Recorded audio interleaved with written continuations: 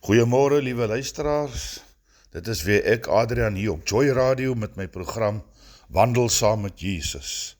Ek groet u een en elk in die wonderlike en magtige naam van ons Here Jesus Christus.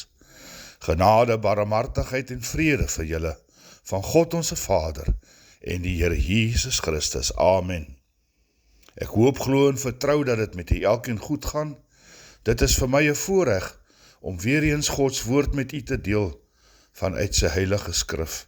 Ook in hierdie dag verheerlik ek die Here vir sy liefde en genade, onbeskryflik groot vir elkeen van ons. Ek loof, eer, dank en prys hom, want hy alleen is waardig. Amen. Amen. Amen. Geliefdes van die Here, vandag wil ek 'n boodskap bring wat elkeen van ons as gelowiges raak, en dit is sonde teen die Heilige Gees. Ja, die Gees van God, ook die Gees van die waarheid. Sonde teen die Heilige Gees. Nou hierdie sonde teen die Gees van God hou vir ons ernstige gevolge in. En dit is 'n sonde wat ons nie vergeef sal word nie. Ek sal bietjie later terugkom na hierdie stelling toe. Ons skriflesing vandag kom uit Handelinge 4, verse 36 en 37, en dan Handelinge 5, verse 1 tot 11. Jy is meer as welkom om saam uit die skrif te lees, en jy kan solank bly na daardie skrifgedeeltes in die boek van Handelinge. Ja, Handelinge 4, 36 en 37, en dan Handelinge 5, vers 1 tot 11. En die skriflesing kom met die Afrikaans 53 vertaling van die Bybel. Nou ja, laat ons oorgaan na die skriflesing toe. Ek glo jy kan al daar wees, van die wat graag wil saamlees. En die skriflesing is dan as volg. Ek lees uit die Bybel uit. En Joses, wie sy bynaam onder die apostels Barnabas was, wat as dit vertaal word beteken seun van vertroosting, 'n Leviet van geboorte uit Cyprus, het 'n stuk grond gehad en dit verkoop en die geld gebring en aan die voete van die apostels neergelê. Maar 'n sekere man met die naam van Ananias het saam met sy vrou Safira 'n eiendom verkoop, en ook met die medewete van sy vrou van die prys agtergehou, en 'n sekere deel gebring en aan die voete van die apostels neergelê. Toe sê Petrus, Ananias, waarom het die Satan jou hart vervul om vir die Heilige Gees te lieg en van die prys van die grond agter te hou? As dit nie verkoop was nie, het dit nie joue gebly nie. En toe dit verkoop is, was dit nie in jou mag nie. Waarom is dit dat jy hierdie saak in jou hart voorgeneem het? Jy het nie vir mense gelieg nie, maar vir God. En toe Ananias hierdie woorde hoor, het hy neergeval en gesterwe, en 'n groot vrees het gekom oor almal wat dit gehoor het. Daarna het die jongmanne opgestaan, en hom toegedraai, en uitgedra en begrawe. En na verloop van omtrent 3 uur, kom sy vrou in sonder om te weet wat voorgeval het. En Petrus het haar aangespreek, sê vir my of julle die grond vir soveel verkoop het. En sy sê ja, vir soveel. En Petrus sê vir haar, waarom het julle ooreengekom om die Gees van die Here te versoek? Kyk, die voete van die wat jou man begrawe het, is by die deur, en hulle sal jou uitdra. Toe val sy onmiddellik aan sy voete neer, en het gesterwe. En die jongmanne het ingekom, en haar dood gevind, en haar uitgedra, en by haar man begrawe. En dan die laaste vers, vers 11, en 'n groot vrees het oor die hele gemeente gekom, en oor almal wat dit gehoor het. Salig is die wat die woord van die Here ontvang vanmôre en dit ter harte neem en bewaar. Amen. Nou, liewe luisteraars, het jy al ooit so daaraan gedink, dat die Satan, die ou versoeker homself, die duiwel, tussen ons as gelowiges woon? Hy is uitgeslape, selfs arrogant. Hy gaan tot saam met ons kerk toe, het sy dit vir 'n erediens is of 'n ander kerklike byeenkoms, 'n bidtuur ensovoorts. Ons kan verseker weet, hy is daar tussen ons om ons te versoek en te mislei deur sy leuns sodat ons sondige denke moet kry en dade pleeg wat nie in die wil van die Here is nie. Die kerk is nie net altyd hierdie wonderlike plek waarna toe ons gaan nie, nee, dit bestaan ook uit sondaars, soos elkeen van ons, want niemand is sonder sonde nie. En dus is dit ook so dat daar binne die kerk sonde is. En die duiwel is slinks. Hy doen sy werk op verskillende maniere. Hy val ons aan buite, sowel as binne die kerk aan. Hy het ten doel dat ons verkeerde dinge glo en doen binne die kerk, teenoor die Here, sy gees en teenoor medegelowiges. En ons sien dit hier in Handelinge 5 gebeur met Ananias en sy vrou Safira, soos wat Lukas, die skrywer van Handelinge, dit aan ons verhaal in ons skrifgedeelte. Hierdie is dan ook die eerste sonde binne die gemeente van die vroeë kerk. Lukas vertel ons daarvan. Waarskynlik is dit natuurlik ook nog nie die eerste sonde in die gemeente nie, maar die eerste sonde wat geboekstaaf is in die Bybel. Laat ons nou dan ook weer gaan kyk na die skrif. Jy sien in Handelinge 4 verse 36 en 37, maak ons kennis met Joses, wat ook Barnabas genoem is. Hy was later ook Paulus se metgesel op sy eerste sendingreis. Nou Barnabas was 'n leviet gewees, waarskynlik die eerste uit die priesterstam wat tot geloof gekom het. En as iemand wat sy grond verkoop het en die opbrengs daarvan aan die gemeente gegee het, word hy as 'n voorbeeld genoem. Nou Barnabas was 'n geliefde man in die gemeente met groot invloed. Sy naam Barnabas beteken seun van vertroosting. Nou in Handelinge 5 vers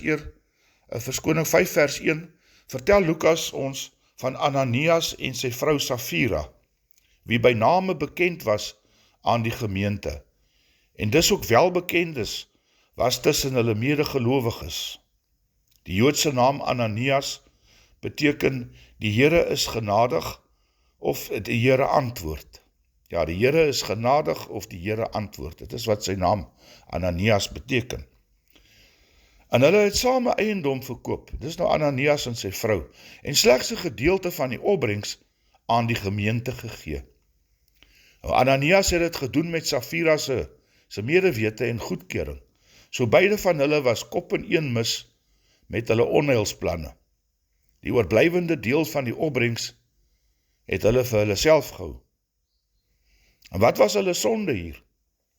Hulle gee voor dat hulle alles gee, maar hou 'n deel agter. Jy sien, hulle soek na die eer. Hulle het met skynheiligheid opgetree. En ewe plegtig het Ananias en Safira die gedeelte van die opbrengs geneem en geplaas voor die voete van die apostels. Hulle daad was heiligagtig. En hier het die Here aan Petrus geopenbaar hoe die saak staan met Ananias. Petrus het vir Ananias gevra, waarom het die Satan jou hart vervul om vir die Heilige Gees te lieg en die prys van die grond agter te hou? En in vers 4 stel Petrus dit verder aan Ananias met die volgende vraag en stelling. As dit nie verkoop was nie, het dit nie joue gebly nie. En toe dit verkoop is, was dit nie in jou mag nie. Waarom is dit dat jy hierdie saak in jou hart voorgeneem het? Jy het nie vir mense gelieg nie, maar vir God. Kragtig. Jy het nie vir mense gelieg nie, maar vir God.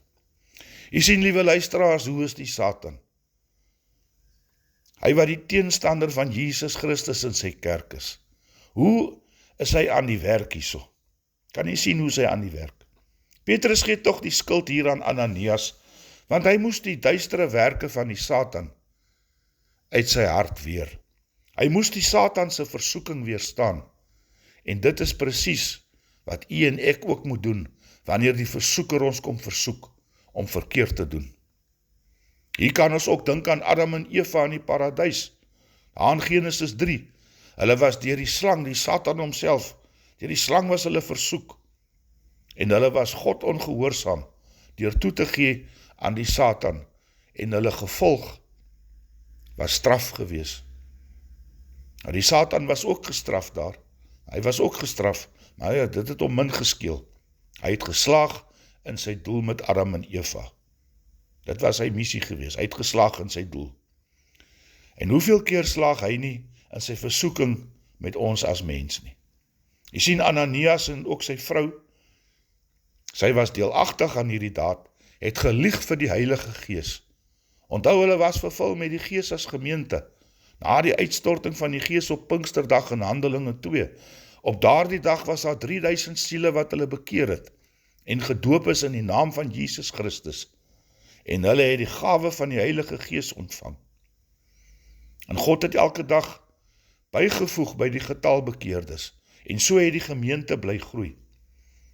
Nou, Ananias het voorgegee, dat hy deur die Heilige Gees sy goeie werk doen, deur te gee aan die gemeente, soos wat Barnabas gedoen het. Barnabas was opreg in sy bedoeling, deur sy goeie daad. En u en ek kan vir mense en medegelowiges lieg. Ja, ons kan mense, 'n rad voor die oë draai.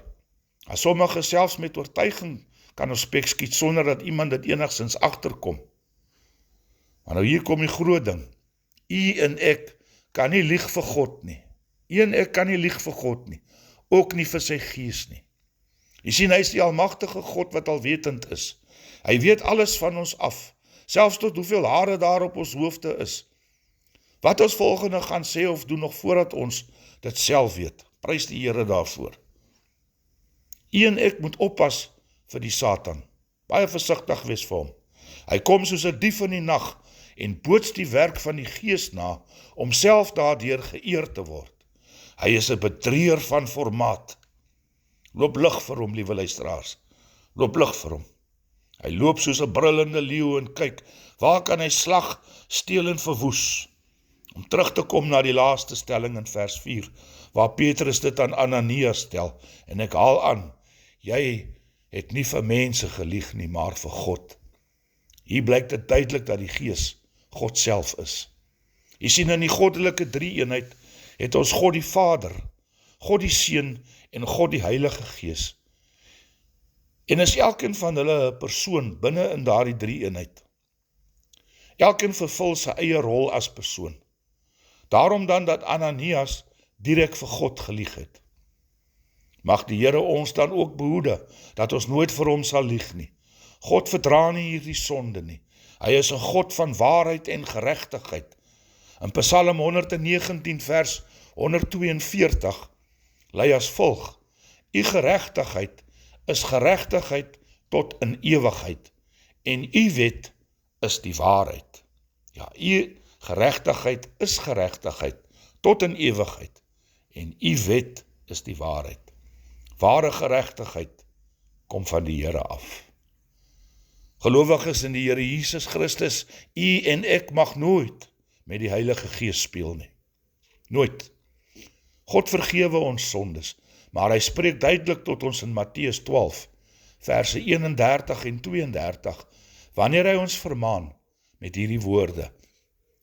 Daarom sê ek vir julle, elke sonde en lastering sal die mens vergewe word, maar die lastering teen die Gees sal die mens nie vergewe word nie.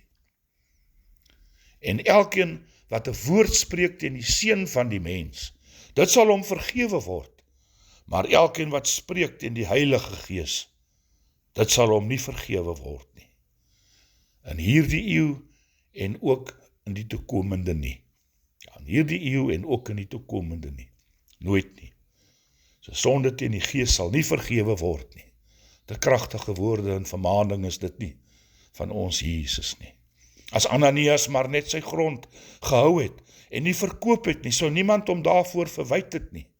Hy was onder geen verpligting om dit te doen nie.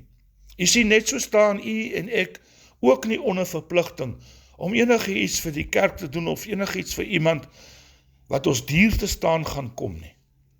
Vele mense, net soos in die geval van Ananias, doen dade van liefdadigheid om die eer daarvoor vir hulle self te eien. Hulle soek die aansien van die mens en nie om God daardeur te verheerlik nie. Jy sien, wanneer ons iets vir die kerk doen of iets vir iemand anders te doen, laat ons dit doen tot eer en verheerliking van die Here. Ja, nie vir ons eie aansien nie. Nou, ons lees verder in Handelinge 5 vers 5, dat toe Ananias hierdie woorde van Petrus hoor, het hy neergeval en gesterf. Daar het 'n groot vrees oor die gemeente gekom, oor elkeen wat het gehoor het. En daarna het die jong manne opgestaan en die oorlede Ananias toegedraai en weggedra en begrawe. Mense in daardie tyd was vinnig begrawe. Die jong manne was geskik en gewillig om die werk te doen.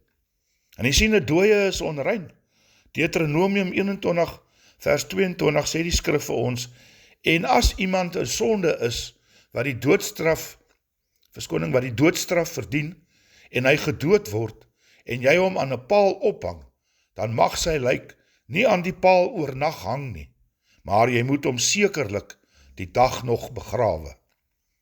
Want een wat opgehang is deur God vervloek. Hy die laaste sinnetjie, want een wat opgehang is deur God vervloek. En dit was Ananias ook. Jy sien, is die oordeel van Ananias nie te kras nie. Nee, dit is nie. Matteus 3 verse 11 en 12 lees ons dat Christus doop met die Heilige Gees en met vuur. En dit beteken oordeel oor hulle wat die Gees van God misbruik of laster. Ja, oordeel oor hulle wat die Gees van God misbruik of laster. Liewe broer en suster, mense in ons tyd wil die Here dikwels na eie wil en smaak dien en hom op hierdie manier na die menslike vlak neertrek. Niks het verander aangaande Gods woord nie. Sy woord is waaragtig en beteken vandag nog dieselfde. Sy woord is soos 'n tweesnydende swaard wat sny tussen murg en been. Amen. Amen. En na ongeveer 'n tydsverloop van 3 uur, volgens vers 7, het Safira daar aangekom, sonder om te weet wat voorgeval het. En Petrus stel aan haar die vraag in vers 8. En hy vra vir haar, sê vir my of julle die grond vir soveel verkoop het. En sy sê ja, vir soveel. En dan kom die verdoemende vraag van Petrus af, waarom het julle ooreengekom om die Gees van die Here te versoek? Die voete van die wat jou man begrawe het, is by die deur, en hulle sal jou uitdra. Ja, daai vraag, verdoemende vraag, waarom het julle ooreengekom om die Gees van die Here te versoek? Ten alle waarskynlikheid het Petrus haar dit gevra, ook omdat hy moontlik nie seker was, of sy mede aandadig was nie, of om aan haar die geleentheid te gee, om tot bekering te kom. Safira het onmiddellik neergeval, by Petrus se voete, en sy het gesterwe. Jy sien, liewe luisteraar, weer volg dieselfde vermaning en oordeel hier met Safira, net soos by haar man Ananias. Sy was net so skuldig soos haar man. Hulle het saamgespan om vir die Heilige Gees te lieg. Net soos met Ananias, word sy ook dadelik begrawe. Ons lees in vers 11, weer kom skrik en vrees oor die gemeente, oor elkeen wat dit gehoor het. En sien, hier pas heilige erns in. Hier is dit vir die tweede keer sprake van die gemeente, of die kerk, Ekklesia in Grieks, volgens Matteus 16:18, waar Jesus onder andere sê, op hierdie rots sal ek my gemeente bou, en die poorte van die doderyk sal dit nie oorweldig nie. Sien, weer kom daar die skrik en vrees oor die gemeente. Ja, op hierdie rots sal ek my gemeente bou, en die poorte van die doderyk sal dit nie oorweldig nie. Liewe luisteraar, Jesus bou op die rots van belydenis, die Christus, die Seun van die lewende God. Hy is heilig, en ook sy gemeente moet dit wees. Jy sien, hier is buitengewone kerklike tug toegepas. Hierdie geskiedenis moet 'n duidelike uitwerking op u en my hê. Sonde teen die Heilige Gees word nie deur God geduld nie. En daar is ook nie vergifnis daarvoor nie. Ons het dit gelees hier in die skrif. Paulus vermaan ons ook in Efesiërs 4 vers 30. En bedroef nie die Heilige Gees van God nie. Ja, bedroef nie die Heilige Gees van God nie. Jy sien, om die gees te bedroef beteken om op 'n sondige manier op te tree, net in jou gedagtes of in beide gedagtes en daad. Wanneer ons 'n liefdesdaad aan iemand bewys of iets goed doen, soos ek nou gesê het, dit vir ons gemeente of die kerk, laat dit wees met opregtheid en nederigheid. Ons moet dit doen om God te verheerlik. Skynheiligheid, liewe luisteraars, sal nooit deeg nie. Dit sal nooit deeg nie. Ons moet nooit alleen die eer soek by die mens nie. Ons moet nooit voorgee dat ons goeie dade doen deur die Gees nie, want dan lieg ons vir die Heilige Gees. Inteendeel, ons lieg vir die Here. Self as die derde persoon in die heilige drie-eenheid. Jy sien, Lukas het hierdie verhaal oorvertel in die Bybel met die doel dat ons sal leer uit die foute van Ananias en Safira. Dat ons sal besef dat die loon van die sonde die dood is. Ja, die loon van die sonde is die dood. En wanneer ons iets doen, laat ons gehoorsaam wees aan Jesus se prediking by die bergrede in Matteus 6, verse 1 tot 4, wat handel oor liefdadigheid, gebed en vas. En Jesus sê vir ons daar as volg, Matteus 6 verse 1 tot 4.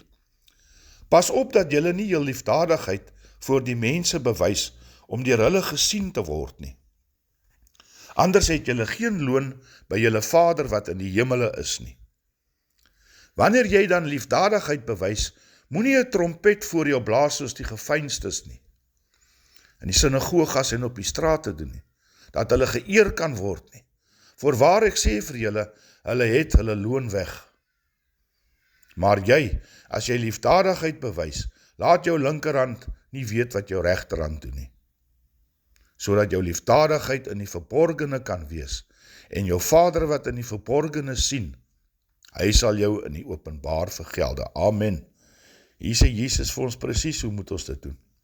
Wat uitstaan hier is, moenie soos die geveinstes handel en doen nie.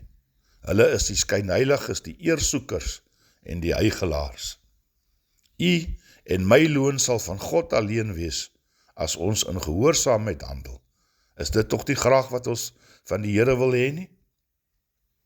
Ek glo elkeen se antwoord daarop sal wees ja. Liewe luisteraar, ek gaan afsluit. Dit is nooit goedkoop om in Jesus te glo en hom opreg te dien nie. Skynheiligheid, selfhandhawing en eersoekery sit in menige van ons se bloed. Die Here eis volkome oorgawe van ons. Laat ons hom dien met opregtheid in ons woorde en ons dade. Amen. Kom ons sluit die oë, laat ons bid. Hemelse Vader, in hierdie môre kom ons weer eens in u teenwoordigheid. Ons loof en prys u Here vir u almagtigheid, barmhartigheid en liefde vir ons as u kinders. Dankie vir hierdie woord wat kan uitgaan vandag. Dankie ook dat ons kan leer vanuit u woord, Here. Help ons, Here, dat ons nie sal swik voor die versoeking van die Satan, soos Ananias en Safira nie. Laat ons eerder in nederigheid en liefde dade verrig tot eer en verheerliking van u en nie die aansien en eer van die mens sal soek nie. Laat ons eerder handel soos Barnabas wat vir ons 'n voorbeeld is. Vergewe asseblief ons sondes, Here, wanneer ons dit bely, en help ons ook dat ons nie sal sondig teenoor u Gees nie, Here, want dit sal ons nie vergeef word nie. Laat ons u gehoorsaam wees en getrou dien met ons hele hart, siel en verstand. Ek bid ook, Here, dat u elke liewe luisteraar sal seën en elkeen sal behoed en bewaar. Ek bid dit in die magtige naam van Christus Jesus, die naam bo elke naam. Amen en amen. Liewe luisteraars, dankie weer eens vir 'n geleentheid om die woord aan u te bring. Mag dit met u goed gaan hierdie week. Die seën en die vrede van die Here is met u. Die genade van die Here Jesus Christus, die liefde van God en die gemeenskap met die Heilige Gees, sy met u almal. Amen.